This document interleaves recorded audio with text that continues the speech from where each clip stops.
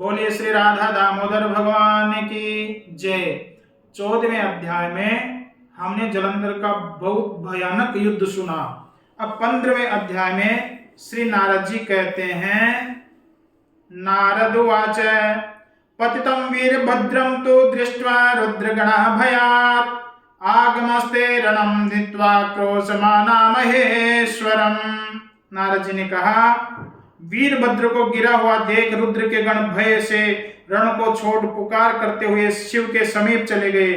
इसके बाद कोलाहल सुनकर चंद्रशेखर भृग पर आरूढ़ होकर हंसते हुए संग्राम को गए।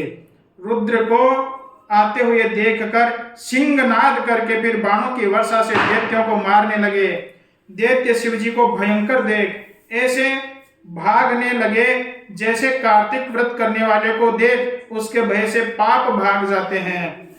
इसके बाद जलंधर दैत्यों को भागे हुए देख संग्राम में क्रोध से हजारों बाणों को छोड़ता हुआ शिव जी के ऊपर दौड़ा। शुंभ निशुंभ अश्वमुख कालनेमी बलाहक खंगरोमा प्रचंड और घस्मर आदि दैत्य शिव के ऊपर दौड़े।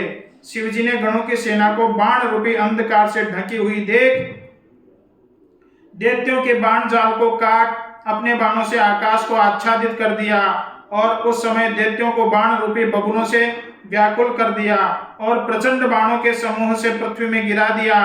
खंगरोमा नाम राक्षस के सिर को क्रोध से फरसा से काट दिया और बलाहक नाम दैत्य के सिर को खटवांग से दो टूक कर दिया और घस्मर दैत्य को पास से बांधकर पृथ्वी में गिरा दिया। कुछ बैल के सींगों से और कुछ बाणों से मारे गए। दैत्य सिंह से पीड़ित हाथियों के समान संग्राम में ठहर नहीं सके। उसके बाद क्रोध से व्याप्त है शरीर जिसका, ऐसे जलंधर ने वज्र के समान शब्दों से संग्राम में रुद्र को बुलाया। जलंधर बोला, अब मेरे साथ युद्ध करो, इनको मारने से क्या प्रयोजन। जटाधारी, तुम में जो कुछ बल हो वह मुझे दिखाओ। नारद बोले, ऐसे कहकर 10 बाणों से शिव को मारा। वे शिव आए हुए उन बाणों को अपने पहने बाणों से हंसकर काट दिए। उसके बाद घोड़ा को, ध्वजा को और छत्र को 7 बाणों से काटा। कट गया है धनुष जिसका और रथ सहित ऐसे जलंधर वेग से गदा को उठाकर शिव के ऊपर फिर दौड़ा। तब शिव जी ने उसकी गदा को बाणों से 2 खंडों में विभक्त कर दिया। वह घूंसा उठाकर मारने की इच्छा से शिव जी के पास गया। तभी शिव जी ने बाणों के समूह से उसको 1 कोस भर हटा दिया। उसके बाद जलंधर दैत्य शिव जी को अधिक बलवान जानकर मोहित करने वाली अद्भुत गांधर्वी माया को उत्पन्न करने लगे। उसके बाद गंधर्व गान करने लगे, अप्सराओं के गण नाचने लगे तथा और सब ताल, वेणु, मृदंग आदि बाजों को बजाने लगे। बड़ा आश्चर्य देखकर रुद्र नारद से मोहित हो हाथों से गिरे हुए शस्त्रों को भी न जाना। जलंधर दैत्य रुद्र को नृत्य गान की ओर एकाग्र मन हुआ जानकर काम से पीड़ित हो जहां गौरी स्थिति थी वहीं शीघ्र गया। महाबली जो शुंभ निशुंभ है उनको युद्ध में रखकर आप 10 भुज 5 मुख और 3 नेत्र तथा जटाओं को धारण कर शिव का रूप धारण किया। वह जलंधर बड़े बेल पर चढ़े हुए पीछे भव की बल्लभा पार्वती और शिव जी को आते देखा।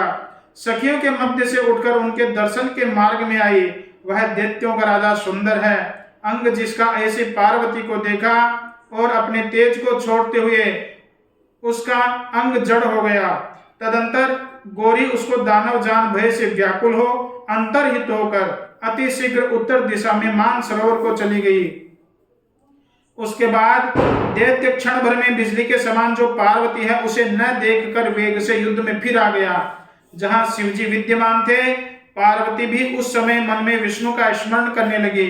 उसी समय विष्णु को समीप में ही बैठा देखा।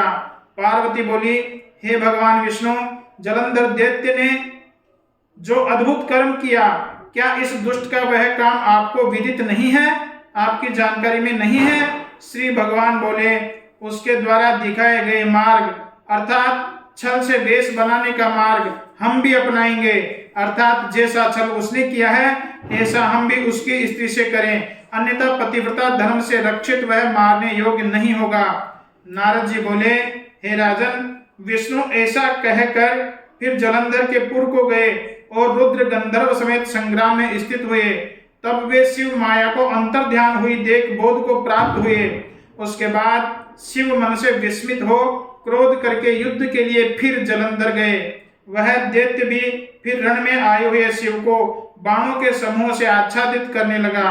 बोलिए सच्चिदानंद भगवान की जय हो। राधा दाम